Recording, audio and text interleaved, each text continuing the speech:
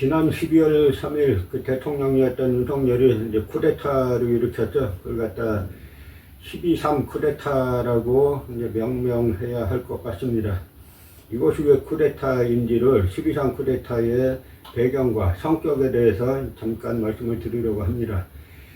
먼저 이 윤석열과 그 일당인 그 김영현 당시 국방부 장관 등이 일으킨 이제 12.3 쿠데타가 왜 쿠데타고, 정변이 왜 쿠데타고, 이것이 왜 내란죄에 해당하는지 대한민국 헌법 인용을 가지고 먼저 말씀드리겠습니다. 대통령이 취임할 때 나는 국헌을 준수하고 라고 선서를 합니다. 대한민국 헌법을 준수한다라고 선서를 하죠. 그 대한민국 헌법의 가장 앞부분에 있는 것이 전문이죠. 전문은 이 헌법이 어떤 목적으로 만들어졌는지, 대한민국이 어떤 성격의 국가인지를 말해주는 가장 상위의 개념입니다. 그래서 이 개념에 어긋나는 행위를 하면은 쿠데타라고 볼 수 있고, 그 쿠데타 성격이 내란에 해당하는 것이면은 내란죄가 성립이 되죠. 그 내란죄의 수괴에는 사형까지 처할 수 있게 아주 엄하게 처벌을 하고 있습니다. 그럼 현행 헌법, 그러니까 1987년에 만들어졌죠. 1987년은 뭡니까? 1950년에 12.3 쿠데타로 전두환의 신군부 일당이 권력을 잡아가지고 계속 전행을 하다가 1987년 이제 60 민주항쟁이 일어나서 그 결과물로 만들어진 헌법이 현행 지금 사용하고 있는 그 헌법인데요. 그 헌법의 전문을 한번 읽어보겠습니다. 한번 읽어보라 그러면 대부분 이렇게 읽어요. 유구한 역사와 전통을 빛나는 우리 대한민국은, 10명에게 읽으라 그러면 9명은 그렇게 읽어요. 그런데 실제는 유구한 역사와 전통에 빛나는 우리 대한민국은이 아니라 유구한 역사와 전통에 빛나는 우리 대한국민이에요. 국민. 여기에 초점이 맞춰져 있는 겁니다. 우리 대한국민은 뭐냐? 3.1운동으로 건립된 대한민국 임시정부의 법통을 이었다고 되어 있어요. 이게 하나죠. 무엇을 개성했느냐? 3.1운동으로 건립된 대한민국 임시정부의 법통을 개성했다. 이게 하나입니다. 그 다음에 불의에 항거한 4.19 민주이념을 개성했어요. 이게 둘입니다. 그런데 윤석열이 대통령 되고 나서 한 모든 행위는 이 두 가지를 다 파괴한 거예요. 먼저 3.1운동으로 건립된 대한민국 임시정부의 법통을 개성했는데, 이 정부가, 그러면 이 법통이란 게 뭡니까? 3.1운동으로 건립된 대한민국 임시정부의 법통이라는 거는 대한민국 임시정부로 대표되는 독립운동을 말하는 거예요. 독립전쟁. 그런데 윤석열 정권이 들어서고 나서 이 독립전쟁의 영웅인 홍범도 장군을 육사에서 내쫓으려고 하고, 그 다음에 또 뭐 했습니까? 뉴라이트들을 잔뜩 끌어들여가지고, 뉴라이트들이 장악한 국가기관이 한 25개 된다 그러죠. 딴 분야는 제가 이제 정확히 잘 모르겠습니다만, 역사 분야, 국민 세금으로 운영되는 역사 관련 분야, 국사편찬위원회 위원장, 동북아 역사재단 이사장, 한국학중앙연구원장, 그 다음에 요즘에는 한국고전번역원 원장까지도 여기에 포함되는 행태를 하고 있어요. 그러면 이 동북아 역사재단 이사장 박지양, 서울대 서양사학과 교수죠. 아주 옛날부터 뉴라이트 활동을 해왔어요. 그 다음에 한국학중앙연구원장 김낙년, 낙성대 연구소 멤버 아닙니까? 그리고 이영훈과 함께 반일 종족주의의 공동 저자예요. 반일 종족주의라는 책은 뭡니까? 민족도 아니라는 게 종족이라는 거지. 그러면서 일본은 극도로 찬양하고, 우리 대한민국의 모든 독립운동사는 부정하고, 일제때가 좋았다 그러고, 이 논리가 뭐냐면, 예를 들어서 위안부란 용어 자체에도 문제가 있습니다. 사실은 뭐라고 불러야 정확하냐면 일본군 집단 성폭행 피해자들이죠. 위안부가 강제로 끌려가지 않았다는 거예요. 이영훈하고 이 김낙년 등의 논리에 의하면 뭐냐면 강제로 끌려갔지만 당시 신문에 안 났을 리가 없다는 겁니다. 이따 이렇게 논리예요? 그럼 수없이 벌어진 독립전쟁들 독립신문에나 났지 일본 신문에 났어요 그 당시에? 그리고 독립기념관장 김영석이 당신 독립기념관장 돼가지고 할 역할이 뭐냐 하고 싶은 게 뭐냐 그러니까 뭐라 그래요? 억울하게 친일파로 매도된 인사들의 명예를 회복하겠다. 지금 우리나라가 독립전쟁 과정에서 목숨을 바친 사람이 정확하게 몇 명인지 몰라요. 대략 약 15만 명에서 20만 명쯤 되리라고 보는데 그 중에 실원이 밝혀진 사람은 4,000명도 안 돼, 3,000 몇 명밖에 안 돼요. 제가 예전에 만주에 한번 답살 간 적이 있습니다. 왜 갔냐면 이제 경신 대참변 때 일본이 봉오동 청산리 대첩에서 패전하고 나서 일본군이 세계에서 1등 잘하는 거 일본군하고 나치 둘이 세계에서 그 잘하는 건 공통점이 하나 있어요. 민간인 학살하는 거. 독립군에게 패전하고 그 다음에 각 백두산 자락을 그 일대를 다 돌아다니면서 한인 마을이 있으면은 남녀노소 불문하고 다 죽인 게 기분 다 불태우고 사람은 다 찔러 죽이고 한 게 이제 경신대 참변인데 그 경신대 참변 와중에 그 세상을 떠난 그 신흥무관학교 출신의 교사들이 있다는 겁니다. 그 신흥무관학교는 졸업하면은 2년 동안 의무적으로 교사가 되게 했어요. 지금 우리나라의 잘못된 게 다 교육이 잘못돼서 그런데요. 이 교사가 되게 했는데 이 교사 활동을 하다가 경신대 참변 때 죽은 선생님들의 묘지가 있다 그래서 거기를 찾아가는데 가다가 만주에서 길을 잃었어요. 길을 잃었는데 지나가는 사람에게 물어보니까 마침 우리 교포 조선족이에요. 또 그분 말씀이 저 산에도 독립군 무덤이 많습니다. 다 잊혀졌죠. 누군지도 모르죠. 그런데 독립기념관장이 돼가지고 그런 묻혀진 순국선열들, 독립운동가들을 발굴하겠다, 찾겠다가 아니라 억울하게 친일파로 매도된 인사들의 명예를 회복하겠다. 우리나라에 억울하게 매도된 친일파 없어요. 그들이 다 세력 잡고 있고 권력 잡고 있는데 억울하게 매도됐으면은 가만히 있겠어요? 그런 인물들. 낙동대 경제연구소, 일본 도요다 돈 받고 우리는 극도로 폄하하는 이런 인물들을 갖다가 한국학 중앙연구원장으로 갖다 쓰고 이게 바로 3.1운동으로 건립된 대한민국 임시정부의 법통을 완전히 부정했잖아요. 지금 뭐 노동부 장관으로 임명된 김문수가 뭐라 그럽니까? 일제 때 일본 국민이었다 그러잖아요. 일제 때 우리 일본 국민 아니었어요. 일제 때 주민 중에 대일본 제국 그거 안 박혔어요. 무엇보다도 일본은 1910년 8월 29일에 우리나라를 대한제국을 강제 점령했죠. 근데 일본국 국민이었으면 어떻게 되냐면 그 당시 일본에는 메이지 헌법이 시행됐습니다. 그럼 메이지 헌법의 적용을 받아야 일본 국민이라고 할 수 있는 거예요. 그런데 일본은 그날 딱 발표를 해요. 뭐라고 발표하냐면 대한제국에서 이름을 다시 조선으로 떨어뜨렸습니다. 그 조선인은 메이지 헌법의 적용 대상에서 제외함. 그리고 뭐라고 하냐면 일왕, 그쪽은 천왕이라 그러죠. 일왕으로부터 대권을 위임받은 조선 총독이 입법, 사법, 행정권을 모두 행사함. 3권을 다 행사하게 돼 있어요. 조선 총독이. 그리고 뭐라고 하냐면 조선 총독은 육군 해군 대장으로 보임함. 육군 대장 또는 해군 대장만 조선 총독이 될 수 있게 한 겁니다.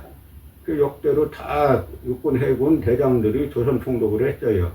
이것이 뜻하는 바는 뭐냐면 군사 점령지로 다스렸다는 거예요. 그래서 처음에 이들이 무단 통치란 걸 하지 않습니까? 무단 통치란 게 뭐냐면 지금은 민간인들이 뭐 범죄를 저질렀을 경우 누가 관리합니까? 경찰이 관리하죠. 무단통치 때는 그게 아니라 헌병들이 다 했어요. 각 지구 헌병대장이 경찰서장을 겸임했습니다. 그리고 일본에서는 태형, 매를 때리는 태형이 금지되어 있었는데 조선인에게만 태형을 허용했어요. 그 태형 선포권이 누구한테 있냐면 태형도 즉결심판에 해당하는데 이 헌병대장에게 즉결심판권이 있었어요. 판사한테 있지 않았어요. 그러니까 이 즉결심판 한번 받으면, 태형을 한번 받으면 태형 받다가 죽는 사람이 부지기수였습니다. 그래서 1910년, 11년, 12년에 보통 1년에 즉결심판으로 처벌받은 우리 한국인들이 2만 명 정도가 돼요. 엄청나게 많은 숫자죠. 그래서 장날에 장보러 갔다가 일본인 한번 때려봤다는 이유로, 일본인과 말다툼했다는 이유로, 휘정 비판했다는 이유로 즉결심판 받다가 매맞아 죽는 사람들이 너무 많았어요. 그래서 아침에 장애간 아버지가 돌아오지 않고 남편이 돌아오지 않으니까 찾아 헤매는데 어디 가서 찾을 수도 없어요. 이게 너무 많아가지고 무리가 일어나니까 나중에 조선총독부에서 각 헌병대에 공문을 보내서 태형을 때리다 죽은 사람이 있으면은 집에다 통보는 해라. 이륙한 걸 갖다가 일제 때가 좋았다는 등 하는 이 매국노들을 갖다가 윤석열 정부에서 모든 역사 관련 국가기관을 100% 장악했잖아요. 이들을 단명했잖아요. 헌법조문 완전 위반이죠. 일본 국민이었다고요? 윤봉길 의사, 이봉창 의사는 일왕에게 폭탄 던지기 위해서 갔죠. 윤봉길 의사는 상해를 점령한 일본군 수뇌부를 저격하기 위해서 가지 않습니까? 그때 선서문을 써요. 한인애국단에. 그 선서문에 뭐라고 씁니까? 날짜가 있어요. 대한민국 13년 12월, 대한민국 14년 4월, 다 대한민국 사람이었어요. 그리고 대한민국 임시정부의 원년이 언제입니까? 1919년이죠. 기념사진 보세요. 전부 다 1919년을 갖다가 대한민국 원년, 1920년을 대한민국 2년, 그러고 그 당시 사진 찍고 그 날짜 표기를 그렇게 했어요.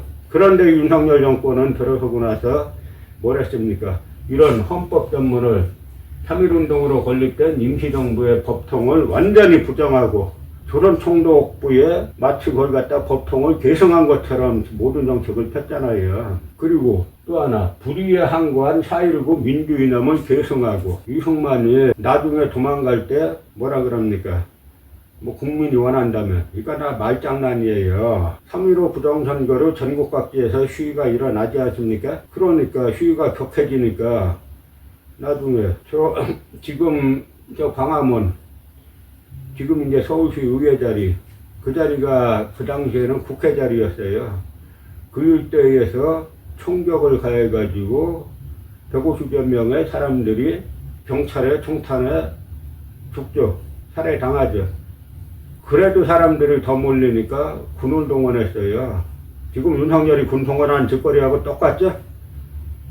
군을 동원했는데 당시 계엄사령관인 송여찬이의 인생에 많은 문제가 있는데 이때 한 번만큼은, 이때 딱 나와보니까 대한민국 국군이 그냥 민주주의를 원하는 국민들에게 총을 쏴야 되는 상황이잖아요. 그 송여찬이 발표하지 말아라, 발표 금지 명령을 내려요. 그러니까 시민들이 탱크 위에 올라가서 만세 부르고 군인들을 격려하죠. 그러니까 이승만이는 더 이상 수단이 없어진 거예요. 경찰이 발표했는데 더 이상 경찰 병력으로 못 막는 겁니다.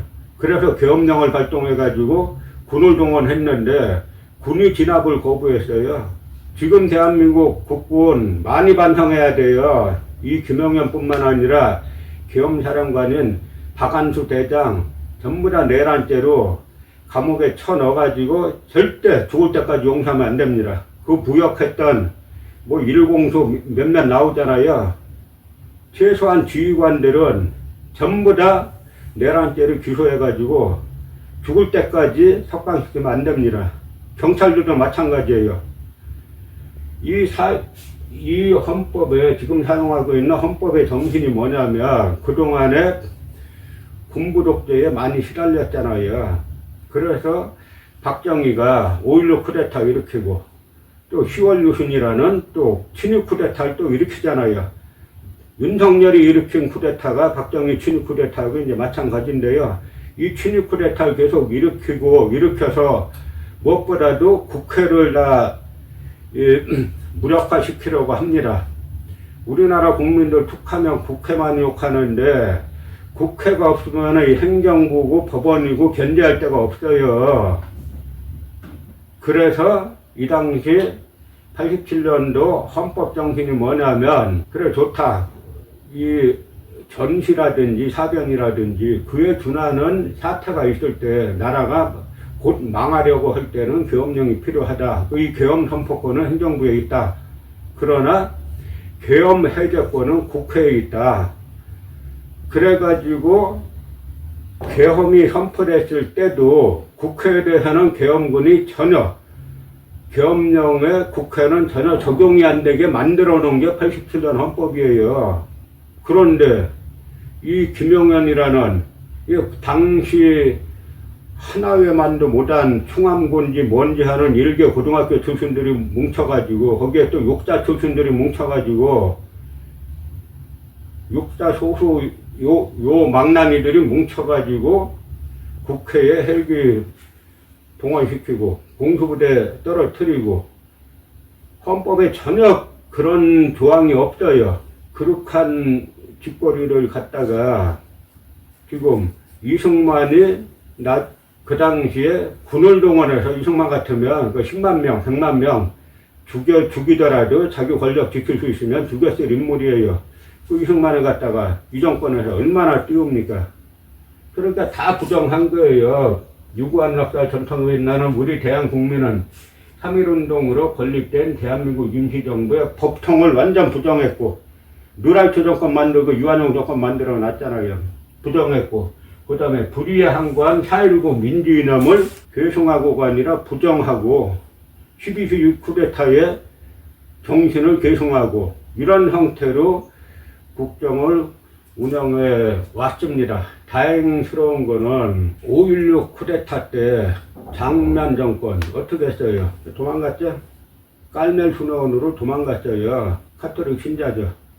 깔멜 수녀원 별로 멀지도 않아요. 정릉에 있는데 거기 도망갔으면은 당시 미국에서 5.16 쿠데타를 진압하려고 했어요.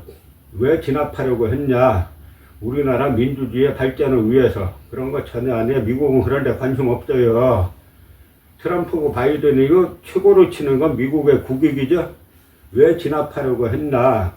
박정희가 남로당 군사총책이었다가 그때 숙군 때 체포됐다가 군내 남로당 세력을 전부 다 불어가지고 수많은 사람 사형당하게 하고 자기는 살아남았잖아요.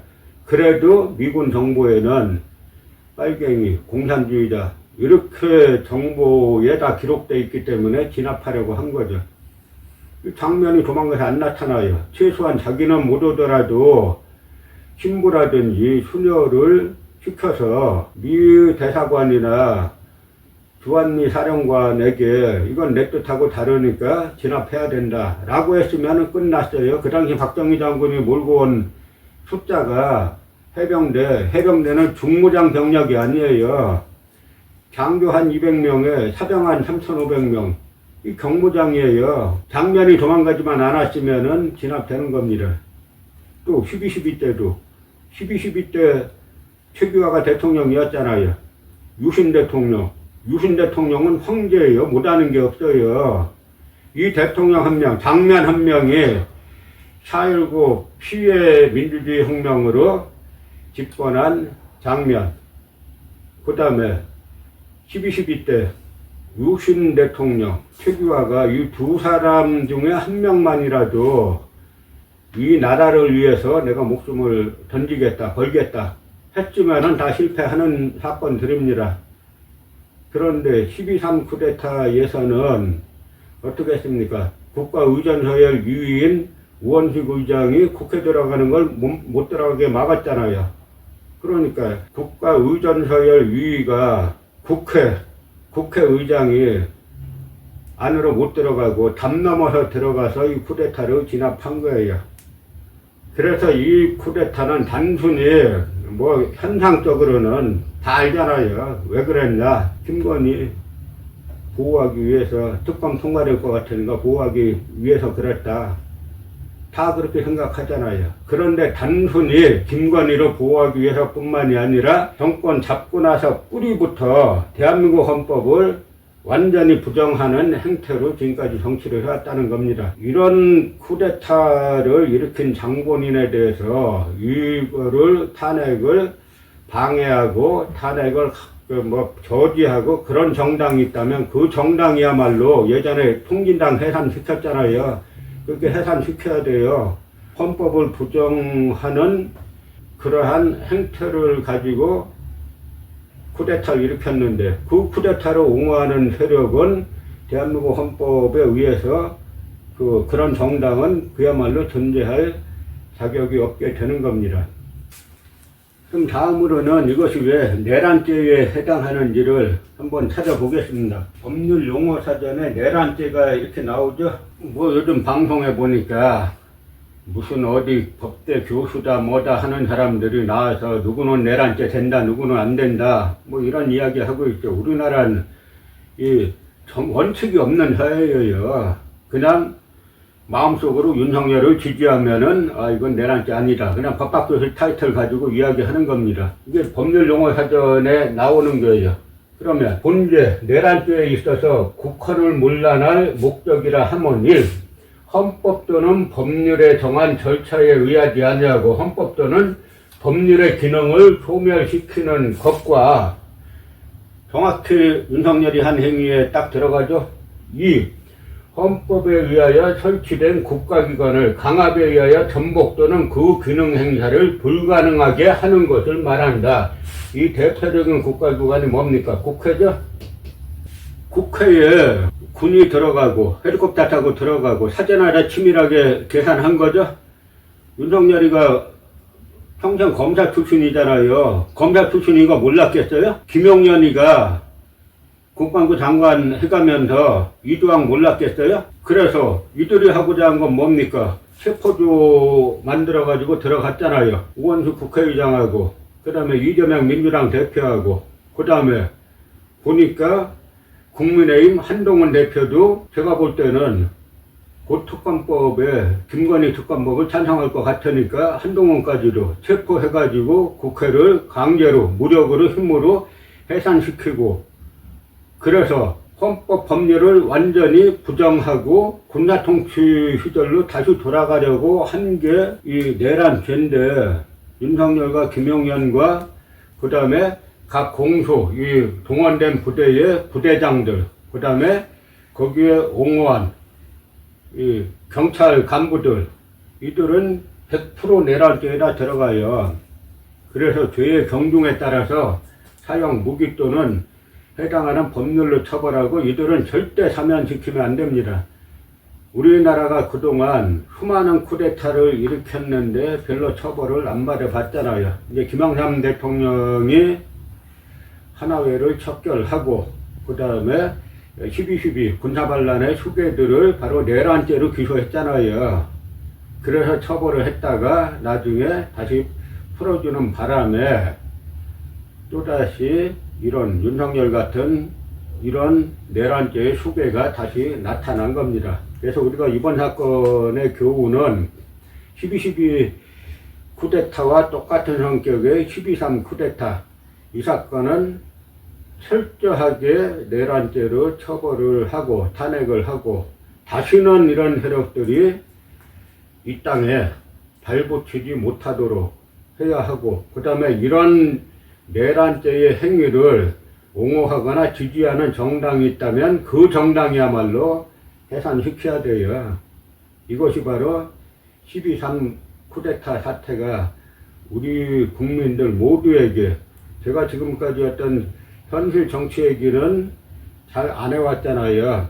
왜냐하면 우리가 바로잡고자 하는 것은 역사를 바로잡고자 하는 건데 그 역사를 바로잡는 것은 특정 진영의 논리 갖고 할 수 있는 게 아닙니다. 그래서 저는 대한민국의 정체성이란 게 뭐냐, 조금 아까 제가 말씀드린 대한민국 헌법 전문에 다 들어가 있어요. 3.1운동으로 건립된 대한민국 임시정부의 법통을 계승하고, 그 다음에 또 뭘 계승한다 그랬어요. 불의에 항거한 4.19 민주이념을 계승하고, 이 두 가지의 가치에 따라서 저희가 그동안 제가 역사 바로잡자라고 하는 것들이 뭐냐면, 다들 조선총독부 역사관, 지금 대한민국 모든 대학의 사학과가 전부 다 일제신문사관 추종하잖아요. 그게 아니라 독립운동가들, 대한민국 임시정부 2대 대통령 백암 박은식 선생, 초대 국무령 석주 이상용 선생, 단재 신초 선생, 누구 할 것 없이 대부분의 독립운동가들은 역사학자였어요. 이분들의 역사학을 계승해야 된다라는 것이 제가 평생을 걸쳐서 추구하는 바인데, 바로 지금 윤석열 정권이 하는 짓거리는 이것을 다 부정하기 때문에, 또 부정하는 정치행위를 해오다가 결국에는 내란죄에 해당하는 쿠데타까지 일으켰기 때문에 반드시 이거는 처벌해서 다시는 이런 세력들이 이 땅에 발붙이지 못하게 해야 된다라는 것이 12.3 쿠데타가 우리에게 주는 교훈이자 명령이라고 생각합니다.